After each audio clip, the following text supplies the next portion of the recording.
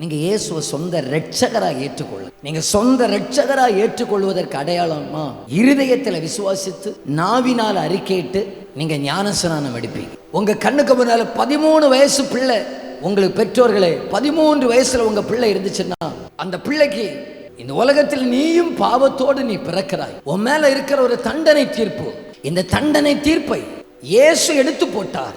நீ அந்த இயேசுவை விசுவாசிப்பதற்கு அடையாளமாக நீ ஞானஸ்நானம் பெறணும்னு சொல்லி பெற்றோர் சொல்லி கொடுக்கணும். 13 வயதானால் அந்த பிள்ளைக்கு ஞானஸ்நானம் கொடுக்கலாம். அந்த பிள்ளைக்கு தான் பாவி என்கிற உணர்வு வரும். நீங்க அந்த இடத்துல கோட்டை விடவே கூடாது. அது சரியான வயது. அது கண்டிப்பாக உன் மேல இருக்கிற ஒரு தண்டனை நீ அகற்றப்படணும்னா நீ ஏசப்பா பக்கத்துல வந்து தான் ஆகணும். இல்லைன்னு இந்த சம்பவத்தை சொல்லி ஐஸ்வர்யவான் பாதாளத்துக்கு போனது போல மரித்த பிறகு நீ நரகத்துக்கு போயிடுவாப்பா. கர்த்தர் எனக்கு தந்த பிள்ளை அது பரலோகத்துல தான் இருக்கணும்.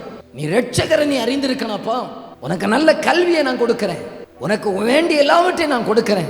இதை எல்லாவற்றையும் விட அத்தியாவசியமானது உனக்கு இயேசு ரொம்ப முக்கியம், உன் வாழ்க்கைக்கு இயேசு ரொம்ப முக்கியம் என்பதை ஒரு பெற்றோர் 13 வயதான ஒரு பிள்ளைக்கு இதை கண்டிப்பாக நீங்கள் போதித்துக் கொடுங்கள்.